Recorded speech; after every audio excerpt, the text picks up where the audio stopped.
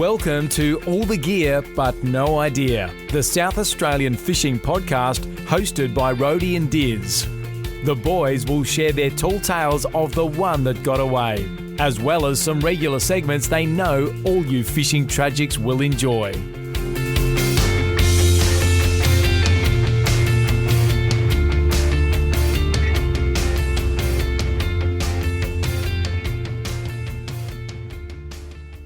G'day and welcome to All the Gear But No Idea, the South Australian fishing podcast. Dizzy, g'day, how are you? Good, Rody. How are you today, mate? I am good. So we are up to episode 41. Yes. And we've got some great guests. We've got a double header today. Double header, always good. Ryan and Nadine from Reef Encounters Fishing Charters and the Ocean Safari. So the new owners, Rody? Yes, so they've just taken over down there at Marion Bay and Pondalawi.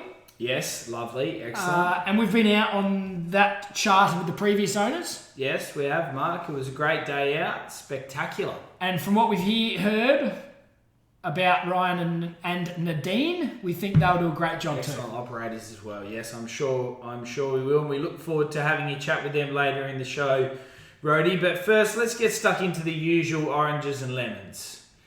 What has been your orange for the fortnight that's gone? Well, we've just got back, Dizzy. Yesterday we had a little night down the Coorong.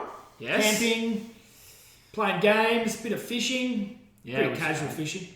Yeah, it wasn't sort of hardcore fishing, was It it? was really just having a pilly out the front waiting for a mully to swim past and didn't really eventuate. But we weren't that hardcore anyway. But the weather on Saturday. Oh, First glorious, bit of real sort of hanging out on the beach in the sun. Yeah, got a bit burnt. Yeah. A couple of burnt feet Yeah, amongst the crew. Yeah, no, you needed your sunscreen on Sunday. Foreheads. Saturday. Yeah, yes. But it went downhill from there, didn't it? It certainly did. And we'll touch on that a bit later on about our escapades on the way home. Yes, we will. We certainly will. That's going to be an interesting story, that one. But I'll roll into my orange ready. So, yes, camping, as you mentioned. We just went all out, didn't we? Well, you certainly carried on a lot about all the gear. You were a real all the gear operator this weekend.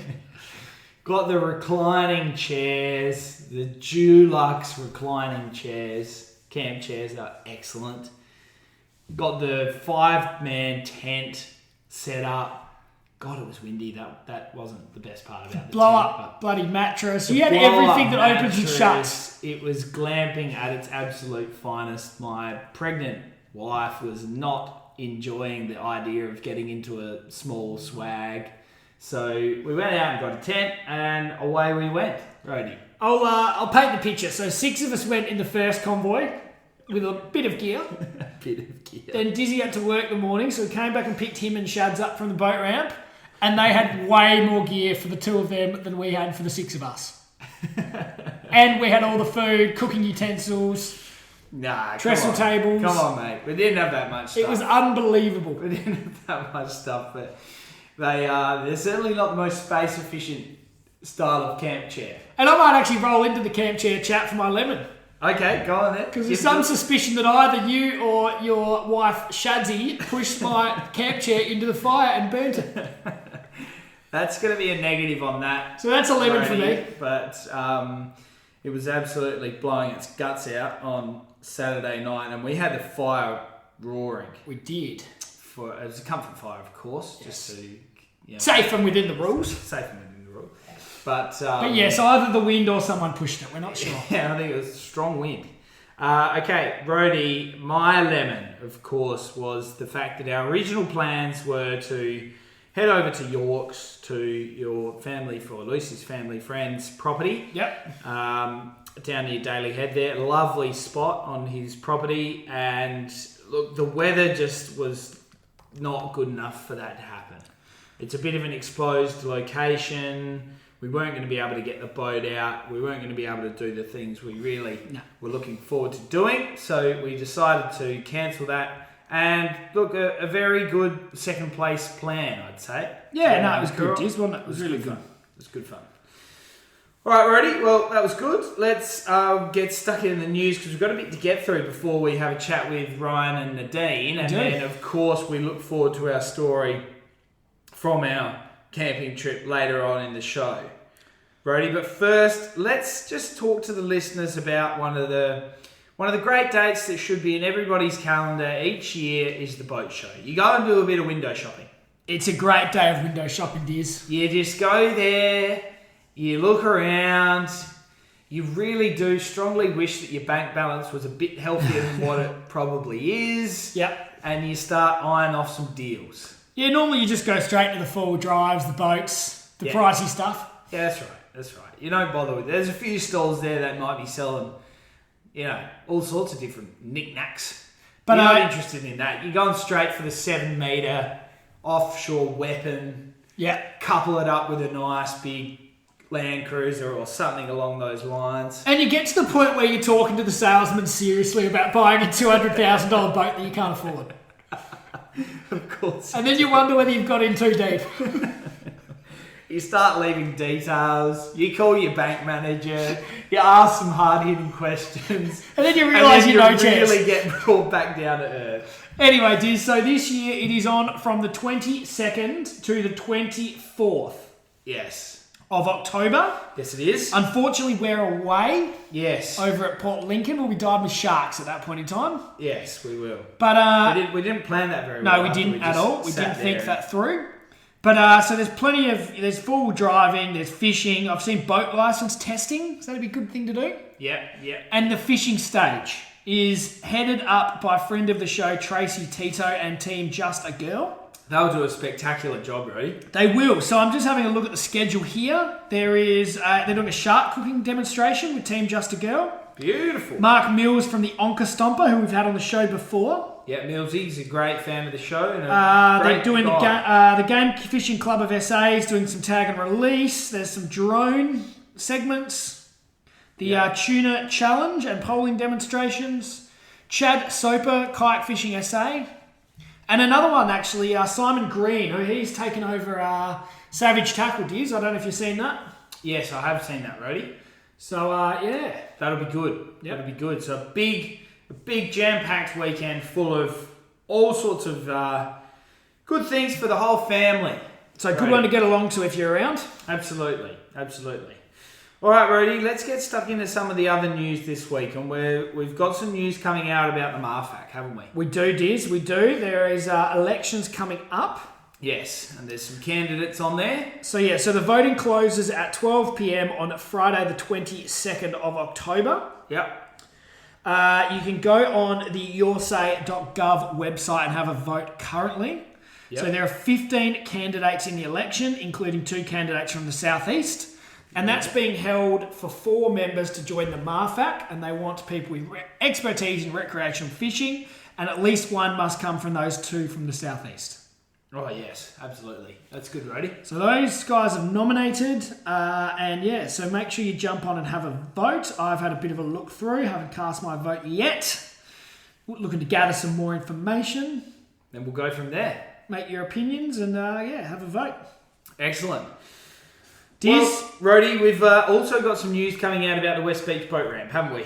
So, I saw that. This was on the news last night or pretty recently. Yes, it's been doing the rounds, and naturally a lot of people who fish down there would be disappointed they can't drop their boat in at their usual spot, but I'm sure the facilities and upgrades towards the end of this project will lead to a more sustainable and better boat ramp facilities for all. So Dip Tie basically delivering a upgrade to the ramp totaling $20 million, which has been funded by the government as part of their upgrade to jetty, boat ramp and facilities across the state. So that's where they're getting the money from. They're going to replace the concrete slabs. They're going to do an extension of the boat ramp out into deeper water, modification of the northern breakwater, which will ideally reduce some of the current issues they're facing in terms of seaweed and sand and the rest of it. And there'll be some sort of upgrades, bit of maintenance, remediation work on those steel piles. Yeah, so this says here on their website that it will reopen in December 2021, but I did hear on the Channel 7 News that it was expected to be open sort of after Christmas. Well, I think they have had some delays with weather and the likes. I guess ultimately they'll keep pushing for that. Yeah. They'll want people to be able to use it in the December holidays, but naturally, that might not be the case if they can't get it done. Yeah. So I suppose we're happy with the fixing up boat ramps. Yeah. We're probably not that wrapped with the timing. Well, coming into the busy season. I know that weather plays a large part in getting this sort of job done, but maybe if they just started sort of towards the end of August, yeah, gave themselves an extra few weeks, they might not have been pressing so close. But anyway, there might be reasons for that. But importantly, emergency services are still able to operate throughout the construction period, and they'll have backup plans for all that sort of thing to make sure we keep boaties safe out on the water, and even I'm sure they would respond to kayakers in need, Rhodey, like our good selves. But we'll get to a bit more of that later in the show. We will, Diz. Couple of heroes right here, basically. Anyway. Rhodey, let's move on to the cockle tag. This is something that I stumbled across on the socials. Of course you did. I've heard of tagging kingfish and tuna and sharks. Yeah. Do you know they tag cockles? Seems unbelievable to me. I didn't until now. But they have got, it's a tiny little yellow tag stuck onto cockles. Yeah. And if you come across a tagged cockle, they're asking for you to call or email Dr. Sylvia Zakowski from AquaSave NGT and provide the tag colour and number, the length of pipi and where it was found. And you can win a prize. Oh. So that was just something I stumbled upon when we were doing a bit of research down the Coorong, High Marsh Island sort of region leading into the weekend. And yes. As cockle season opens up again. Yeah, it's an important little bit of... That's something good to sort of have in the back of your memory, I suppose. Basically save that post, save the number, then you can sort of get the information out to the people in there. Yeah, that's good stuff. Really good stuff. All right, ready? Let's move on because we've got some bad news here about Absolute Charters. Yeah. Shut up shop. Yes. Yeah, and, permanently closed, not taking any more bookings. We've never been out with them. No. Yeah. But plenty of people talked about them being, a really great trip to go out overnight with, I think Ryan was the fella that ran it, out to Greenlee and some of those fairly remote locations. Yeah. So there was a few rumours on Facebook, and I have had a look on their website, and it said, Absolute Fishing Charters is permanently closed. We are not taking any bookings. Yes. So that's pretty straight to the point. Yeah, that's right. They're not beating around the bush there. And anyway, they've shut up shop, and we're led to believe that the snapper ban and COVID have both played a part in this. Yeah. Making business more difficult and no longer sustainable. Yeah. And we will ask Ryan and Nadine about that. Yes, we will, Rhodey. We will. All right, Rhodey, there's a bit more news from the Whyalla Tuna Farm, which is open now with its first fish. Is that right? Yeah, so that is the one that we spoke about, which was near Whyalla. Yes. In Fitzgerald Bay. Yeah. And the plan is that it will hold more than 4,000 tonnes of kingfish. Yep. And Clean Seas have started to stock that. Yes. Don't know exactly how many fish are in at the moment. Yeah. But their CEO, Rob Grattan, said actually having fish in the water there is truly exciting, and I think it's a great endorsement and representation of our confidence in the species.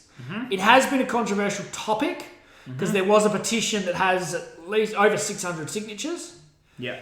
And the reason for that is they are worried about basically all the stuff that they feed to the kingfish, increasing the nitrogen in the water, and saying it's a slow flushing part of Spencer Gulf. And they're worried particularly about the cuttlefish, which we know do aggregate around that area in the right time of year for mating. Yes. So look, I don't know if we're experts in that, but that's the two sides of the argument. Yeah, absolutely. Well, I guess it's just one of those things that when somebody comes up with an idea that they want to introduce, there's naturally going to be some consequences. Yeah. And the locals there will feel passionately one way or another, I'm sure. Yeah. So they've talked as well about Clean Seas had to sort of diversify how they run their business. Yeah. Most of their business was in high-end restaurants. Yeah. And now they've had to change a little bit, and they're trying to sell it to different markets. Yeah, excellent, Brody. Well, that's a nice little one that we'll keep our eyes on. We will, Diz. I'm sure there'll be more to come on that as the news continues to break. Yeah. We'll keep you on top. Yes. All right, Brody. Well, there has been a story of a great white shark which washed ashore at Fowler's Bay. It was a small, young white shark. I think they said 2-3 metres. Yeah, it wasn't massive. No, and they don't know much about how it got there and what it's doing there. No. How it washed up. No, they don't. I did read someone having an opinion, someone of some expertise, saying that, immature great whites aren't sort of as refined in their hunting and could have got sort of trapped out there when the tide went out. Yeah, well, I guess in some ways it's similar to those fish that wound up on the beach. Yeah, yep. No explanation for it. It's a mystery. Yes, well, that's... But did you see how red it was around its face? Yeah, I know. I think that's something to do with it, the oxygenation, and yes, after they die, they can take on a red tinge around the face. Yes, yeah. Anyway, we'll hopefully get to see a couple nice and close, Brody. All right, Diz, let's keep moving. We have very soon coming up is the Lower Murray Lure Fishing Club, the South Australian Kayak Callop Championship for 2021. Yes. That is being held on October 30 to 31 at the Morgan Riverside Caravan Park. There's a cast and retrieve lure and a fly-only competition. Entry's $80 per kayak, including dinner Saturday night. So it kicks off Friday night with a briefing and runs for the weekend. The fishing guru gets heavily involved in this one, doesn't he? I think he might sponsor it or something, does he? Yes, he does. Yeah. He does. So good on him. Absolutely good on him. Great little one to put in the calendar, that, Rody. But unfortunately, are we going to be back for that one? No, we're travelling back on the Sunday, it is. Next year. Maybe our mates from down the Coorong, who you might have seen on our social media accounts, maybe they could head and have a crack. Possibly. They might be better suited to the river than the Coorong. They might be. Right, Rody, another story from the last fortnight that's attracted a lot of attention has been a commercial fisherman who has now been handed down a suspended jail sentence after catching 150 kilos or more of snapper from a protected zone in what they have described as a calculated and deliberate late night act. So Jacob Trent Charman. Yeah. We're going to name him Shane. Okay, wow. So he's got a suspended jail sentence, as you said. He comes from Port Wakefield, has been in court and found to have breached the Marine Parks Act zoning regulation, which prohibits a person from harming a plant or animal in a sanctuary zone. Yeah. So he's got a 12-month... So he had a suspended 5-month jail term, 12-month good behaviour bond, and a $10,000 fine. Yeah. See, this just reflects poorly. Yep. So this was the retrial. So it was first heard in 2020. Yeah. And that involved a haul of 1.8 tonnes of snapper. Yes. Yeah, not good, Brody. So this happened back in 2017. So it's a older story, but it's sort of come back in the news as he challenged that. Well, that's right. I mean, naturally, once these things get in the courts, they take a while to go through. But yeah, look, I guess people would have had their suspicions, but now they've been confirmed. So it said 153 kilos of snapper were found on his boat shortly before 1 a.m. And they've just said 17 snappers. They were good size. Yeah. Pretty good average size. So, well, the photo that's been doing the round was a very big size.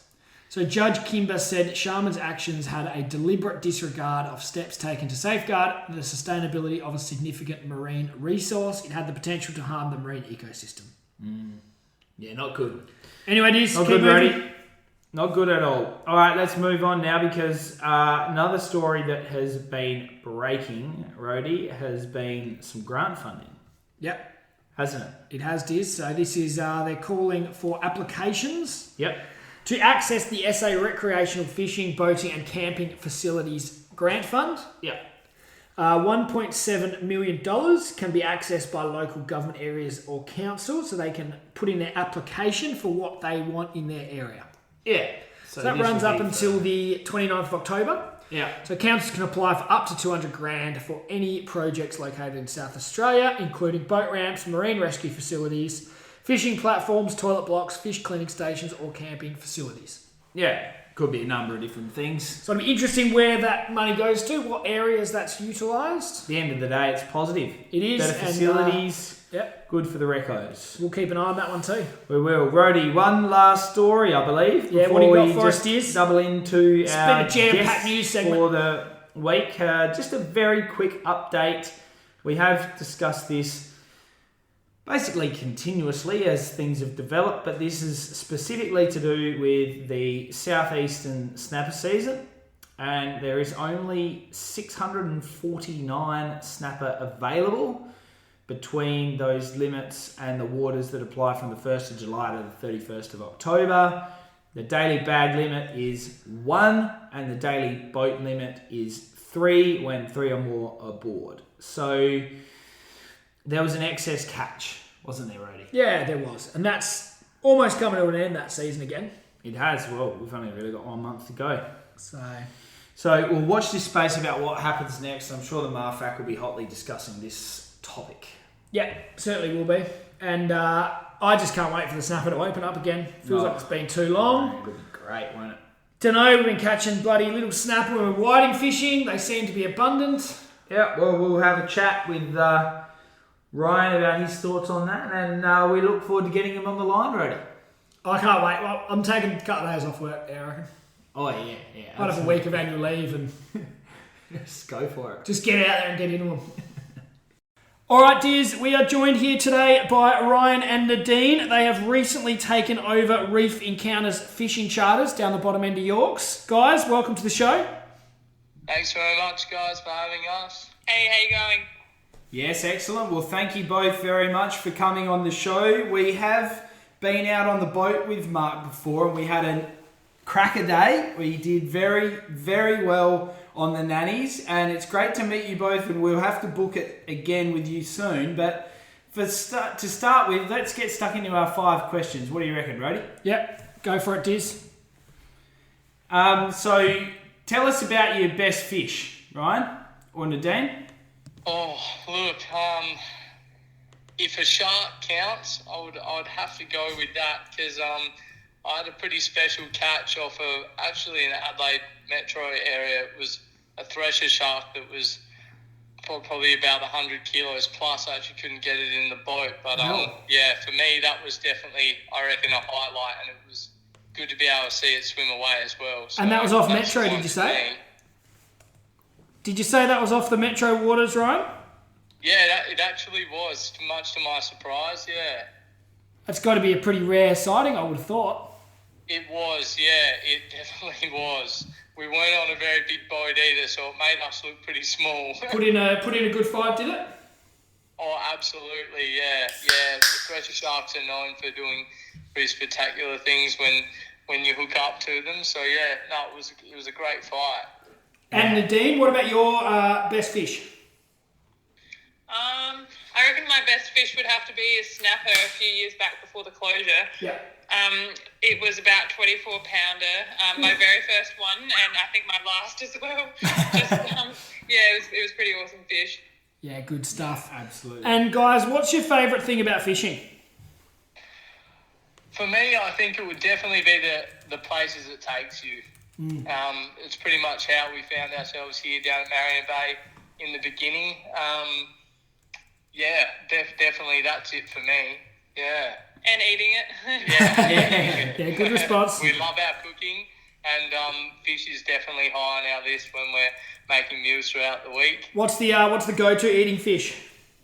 Oh, Nanny Guy is pretty nice. Well, she's a whiting girl, aren't you? I love Yeah, we actually had Nanny Guy for dinner last night in our household, so we're both on the nannies and the whiting. It's a hot contest, I would have thought. Yeah. Yeah, Nanny Guy schnitzels. Oh, there we go. That's it. Yeah. All right, guys. So tell us about your first fishing memory, or what got you both into fishing in the first place. So for me, it was definitely my grandfather. Came to Australia from Europe and settled here, and found a nice little spot at Fisherman's Bay up there on the Yorke Peninsula, and lovely. he actually built his own shack there, and I grew up heading up there with them, and it was with them. I remember catching whiting hand over fish when I was about 4 years old. Yeah. Awesome. Yeah. And what about yourself? For me, that was it. Yeah, I would say for me, it was Ryan, really. I'd never been fishing before. I remember one of our very first conversations we had when we first met, he asked me if I got seasick, and I just thought, that's such an odd question to ask. And I really didn't understand how much of a part of his life fishing was. And it's totally been him for me. Yeah. So what was the answer to the question? Do you get seasick, or you mustn't if you're running a charter? No, I don't, thank God. And what's your favourite sort of fishing and why, guys? My favourite sort of fishing is definitely jigging. Yeah, lure fishing. There's just something about the way fish attack a lure, and and tricking them with a piece of metal. And it's awesome, the fights you can have when you're hooking up mid-water column and stuff. So yeah, for me, it's definitely lure fishing. My favourite fishing is catching. Well, yeah, Brody doesn't quite know that feeling too well, actually. Yeah, can't argue with that, hey? Oh, that's right.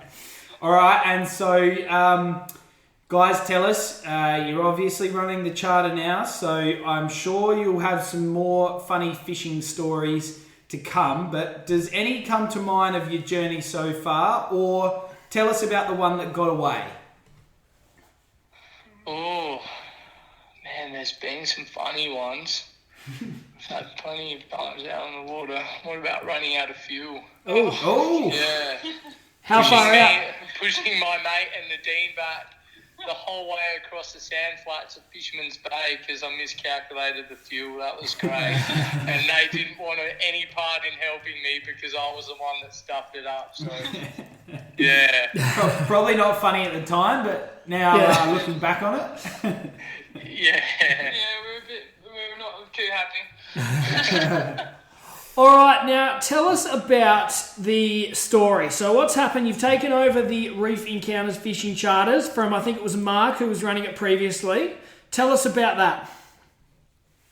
Yeah, look, I actually come from an electrical background in the mines, and we actually came down to Marion Bay to stay in our holiday home for a gap year, and I actually signed up to do a bit of deckhand work with Mark, and it didn't take long before I became friends with Mark, and enjoyed the days, and found out he was selling. It all just kind of fell into place from there. I got interested in it, and they were looking for the right people to take it over. Saw potential in us, and I mean, we're really interested in. We've also taken over Marion Bay Ocean Safari. So we're really interested in that as well, being able to take people out there, get them to experience some of the untouched coastline that we have out here, all the sort of things that we enjoy as well. So I think that really drove us to want to do it. So it's all sort of happened in the last 12 months, has it, Ryan? Sorry? All happened in the last 12 months by the sounds. Yeah. Yep. No, very exciting. Yeah, excellent. And in terms of the packages that you guys are putting together with regards to the fishing, is it sort of similar to what Mark was doing, you know, full day and half day options, or what? Anything different in that regard, or? Yeah, look, at the moment, it's going to be the same. We're going to do normal, medium and long range days. And we still obviously have accommodation packages. So the 2 houses that we have down here, for people who can't find accommodation anywhere else, which we do really good packages on. So, yeah, and definitely, as I said, in the future, we'll be looking at changing some things and possibly getting back into some overnight trips and getting a bit further away from Marion Bay and beyond. Yeah, we'll definitely lock us in for an overnighter then, Ryan. We're in. Sorry? Definitely lock us into an overnight trip then. Yeah. We'll go on the first one if you like. Everyone's been asking about lately, so we can be the test dummies if you want. No worries. So where would you head on the overnighters? Just get a bit further offshore? Is that the plan? Yeah, look, not always necessarily further. The issue we have out here is that there's not very many anchorages that are perfect all-weather anchorages, so we're definitely going to have to play by ear with the weather and that sort of stuff, but there's definitely options at Wedge Island and possibly Neptune as well, so looking to do some stuff around there. Just give us a bit more time to fish those sort of areas, but yeah, as I said, we'll see how we go in the future with that, especially with COVID at the moment, unfortunately. We won't be running that sort of stuff, but looking forward to what's ahead though. Yeah, absolutely. And we had a fantastic day out with Mark. We were fishing between, somewhere out near Wedge, and we had a great day on the tuna that day, didn't we, Rody? We did. Got a couple of kingies, couple of tuna, and then plenty of nannies. So you got some tuna. Yeah, we did. Good. So you guys will be hoping for a good southern bluefin tuna run this year, I reckon? Yeah, definitely. Last season didn't really shape up to what the previous years had been, but we've got our fingers and toes crossed that this year will come through a bit stronger. So, yeah. Yeah, certainly a bit hit and miss, isn't it, those tuna?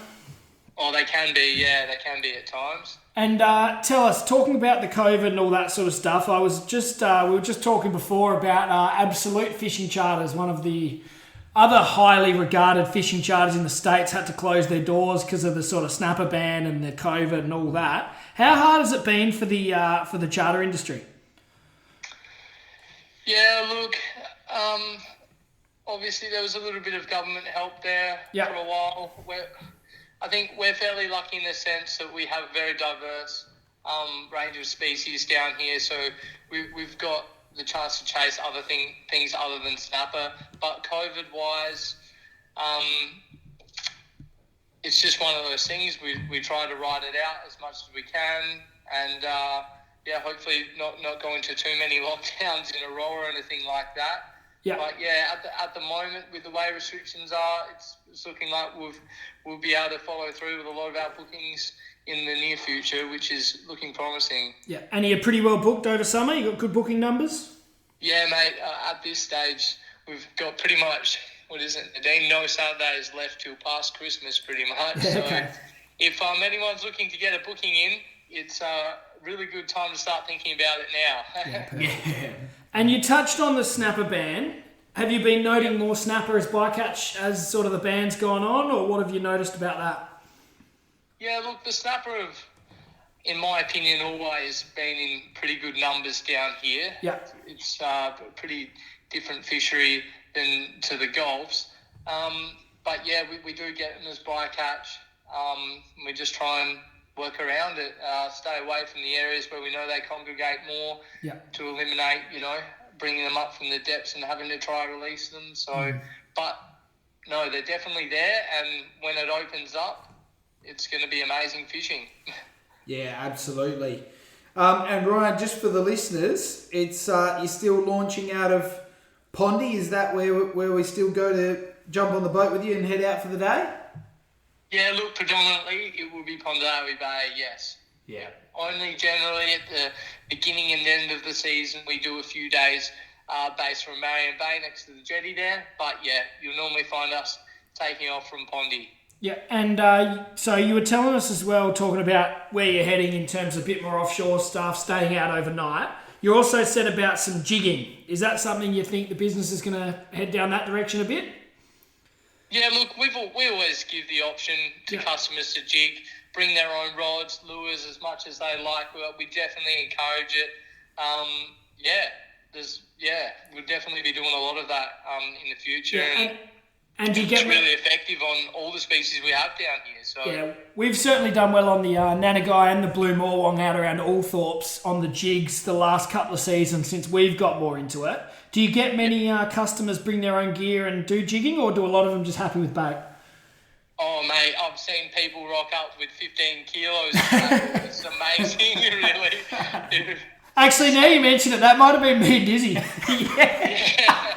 It's great. I get to sift through them all and pretty much have the tackle shop come down to me at Marion Bay. It's great. Yeah, we had a suitcase each, so that could have been us. Yeah.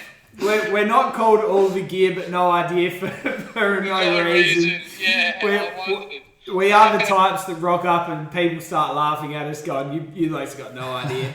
But no, well, that's it. You guys bring the gear, I'll help you with it.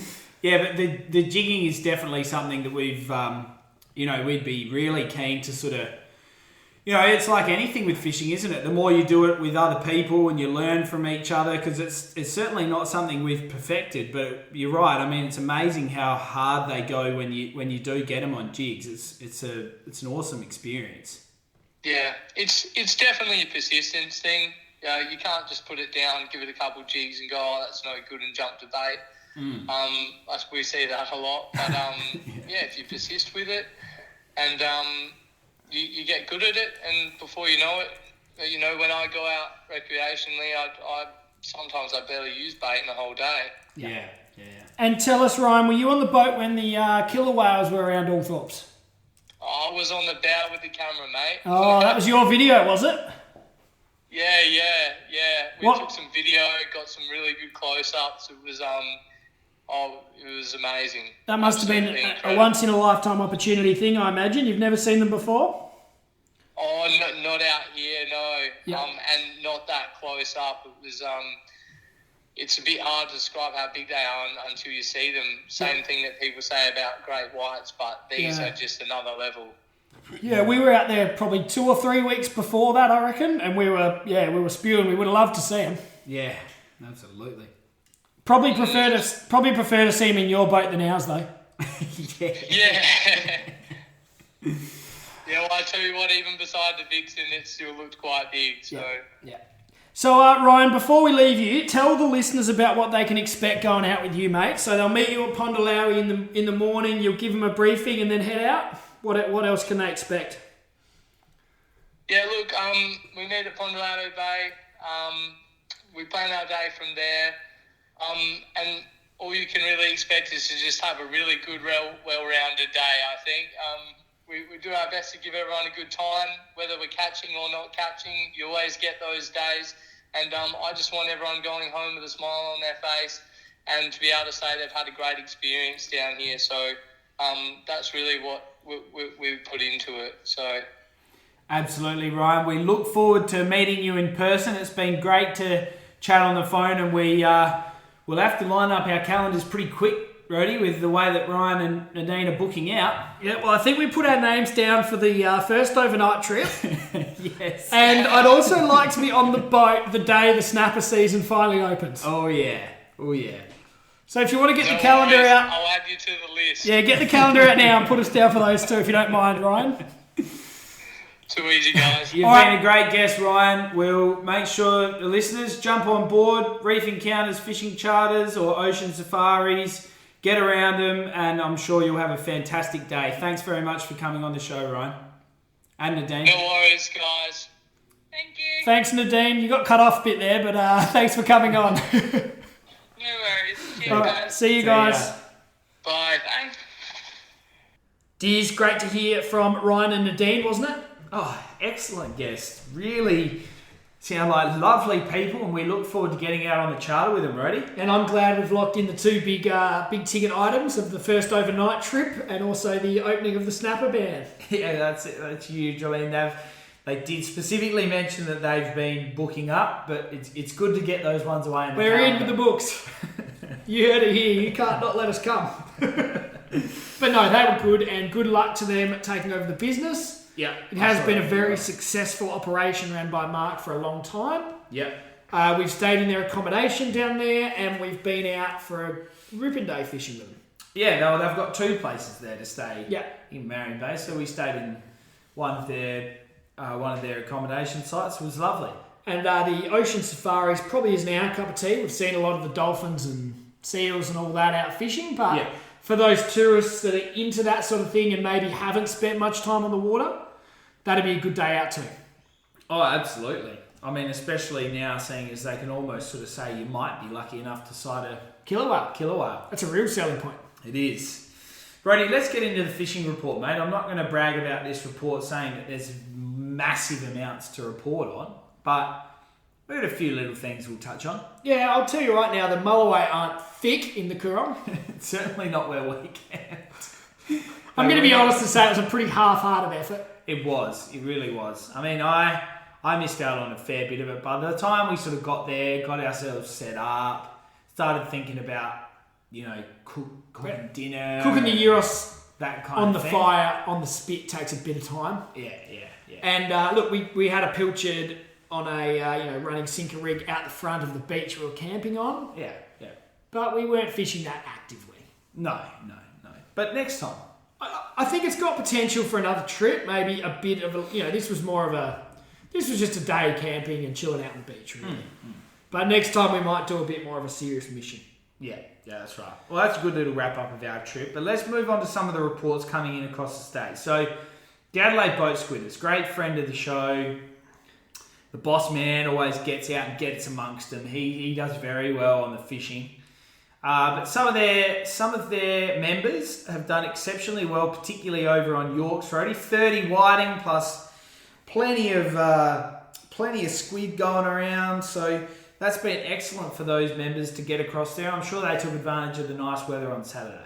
Yeah, nothing wrong with that at all. And it sort of makes us a little bit jealous, if anything, because we kind of missed out on that, but we just knew that the mission to get over there and do the camping wasn't going to be worth its while in the end. So we as we said, the weather was actually beautiful on Saturday, so we definitely would have got into it. Excellent. It was excellent. But I suppose the other thing that played a part is we both had events on the Friday nights. Yes. So we couldn't have got over there till sort of mid-morning Saturday. So that all sort of I guess counted if you against could have us. got over there on Friday, you might have thought about it. I reckon you probably would have if you had had Friday night, all day Saturday to get into the fishing, another good night Saturday night, and then packed it up Sunday morning. Yes, probably. Anyway, there's always next time. There's been some good reports also already. I'm sure there were plenty of people who couldn't get away, so they stayed locally. They might have had a little weather window on Saturday morning and would have been allowed to get out of the house to do some things before they had other long weekend activities, and they've taken advantage of that and got amongst some good reports of whiting in the metro area as well. Yep. Yeah, I was. We went home via Karakalinga yesterday. Busy down there? And apparently, it was bloody awful conditions. Oh yeah, horrible. But apparently a few of the locals have been getting in the whiting down there too. Oh, getting the bag without too much hassle. So that's actually an area that we regularly hear reports of people getting the bag of whiting. Yes. And probably, we gave it a good crack probably 5 or 6 years ago. Yes. Early days with the old boat. Yes. But we probably haven't been that serious about it of recent years, and maybe is an area we should look into fishing more. Probably, Brody. I think so. What else, Diz? Brody, the KI Fishing Adventures. So, Gav, out of Western River, he's no doubt taken advantage of the weather before it turned nasty. Got some guests out. They did exceptionally well on the nannies going by the photos. And I think this was the first trip out of his season or something, wasn't it? Yeah, because they just had the boat done up. Yeah, and did you see they had all new rods and reels too? I did see Had that. Daiwa Saltist rods and reels, and they've just christened them. They've christened them, and they look like they got stuck into one of their guests got stuck into a good gummy. Yep. Always a good day out with Gav. Yes, absolutely. So I'm sure they're loving the new gear. Would have been a lovely day. Sure, you would have had a great time over on KI either way. What else, Diz? Righty, Port Augusta are producing some kingfish. Now, this is something that is very much on our agenda.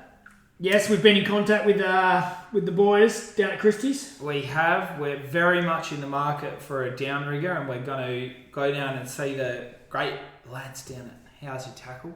So Get amongst the downrigger, but we're sort of most of the reports have been of that smaller sort of range, your rat kingies, and I'm sure it's just going to take a string of hot weather to bring some of these bigger ones in. well, you'd think it's not far away. Yeah, it's not far away, and I mean, and our most recent discussions with Will McLean and some of the members from the AGFC, they're just basically just leaving weekends free. Leave them open. Just cancel all your social events. Cancel all plans. Don't book any birthday events. Don't bother inviting me to anything in October. Just don't even bother, and just concentrate on catching the kingies. It's important, Diz. Righty, Alex Williams from the reservoirs filled up his bin of some nice reservoir species. I think I saw some callop in there. Did he? Yeah. A couple of redfin, I imagine. Surely some redfin.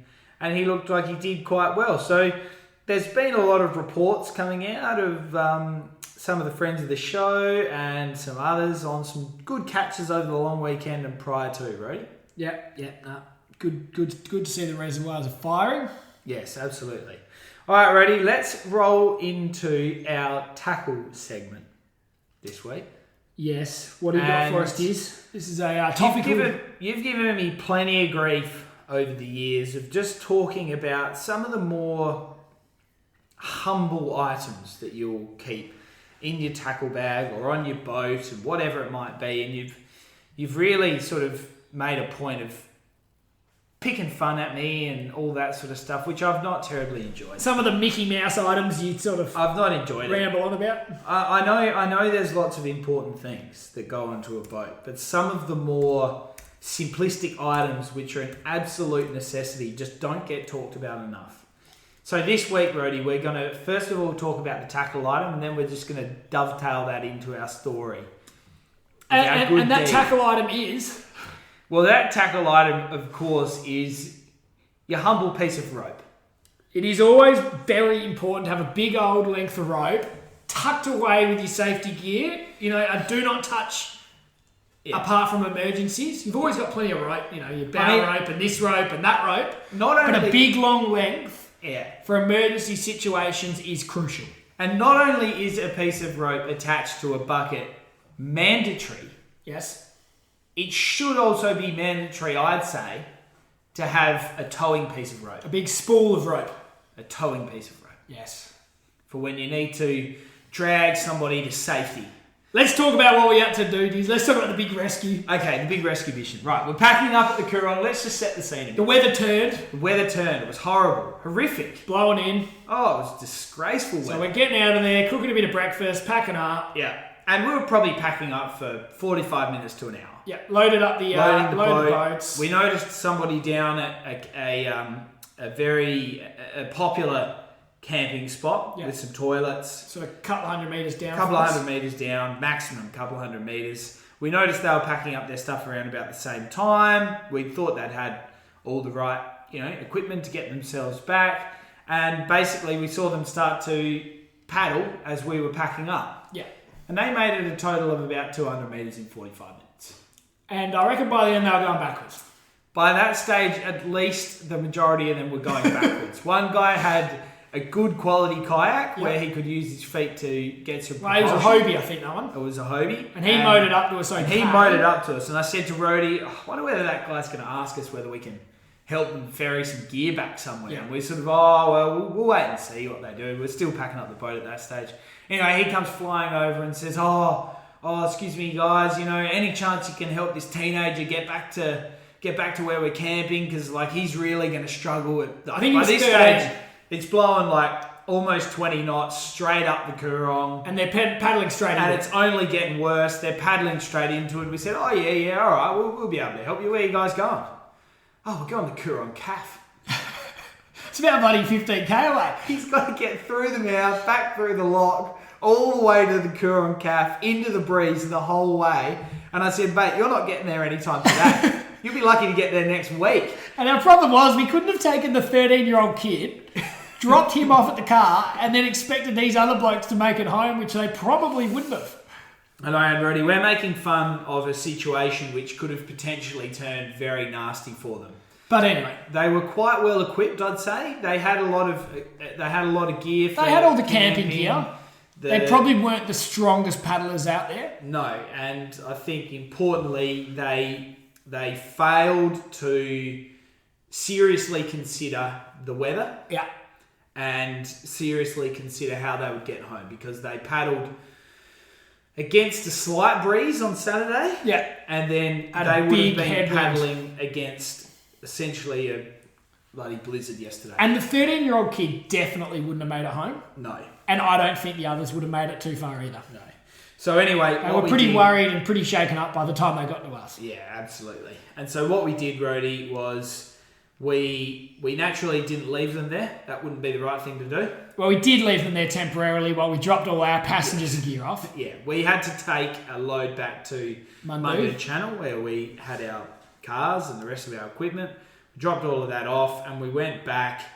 We got them on the boat. We got all their gear. The rangers were there also with a boat that could only take one other person. Yeah. So we took 4 of them. We took 4 of them. We took one of their kayaks, which fitted nicely into the boat, and we chained up the rest of them behind the boat and made it back at a slow, steady pace of 10 kilometres an hour. Yeah, it was a bit of a trek getting home with all the gear, towing 3 kayaks, but we did it, Diz, and extremely grateful people. Got them back to safety. Got them back to safety. That's right. So, and you've got to help those sort of people. Yeah. They had good intentions. Yeah. Just maybe didn't quite pay enough attention to the weather. And I think the Rangers had a little bit of a chat to them about getting some tips and maybe some better understanding. Yes. Anyway, they'll learn from that, I'm sure. All right, Rody. Well, that just about wraps up the tackle segment and pretty much the episode too, Rody. It does, Diz. We've got some merch on the way. We haven't talked about that we've today. Put in an order of grey caps this time. Yes. So there are some navy ones left. Not a lot, but a few. So if you are keen on a navy one, get in contact with us ASAP. Yeah. Because before long it'll be the grey caps, which are great. Oh yeah. So you want one of them, but you might also want a navy one. Yeah, you want to have a few in your bag. Got to match your outfit. Yeah, you do. And this is just going to give those people out there another diverse option. Yeah, it's good gear. Right, everybody. Great episode, man. And as the weather warms up, please make sure you do get out, do a bit of fishing, send us through your photos, tag us on the Instagram, etc. We want to hear what you're doing and where you're doing it. Absolutely, we do. And looking forward to the summer fishing time rolling in. Yep, absolutely, Rody. That's great. Good stuff, mate. So we're going to be joined on our next episode by Tracy Tito to talk about all things fishing show, as we discussed briefly before. And then it won't be long after that, we're over at Port Lincoln and Streaky Bay. Yeah, absolutely, Rody. Can't wait for it. All right, guys. Thanks for joining us. Thanks for joining us. Nice to catch up with you, Rody. See you later, guys. See you, mate. Rody and Diz hope you enjoyed today's episode of All the Gear But No Idea. Keep up to date by liking and sharing us on Facebook and Instagram. And you can subscribe on all the major podcast platforms. Until next time, good luck fishing.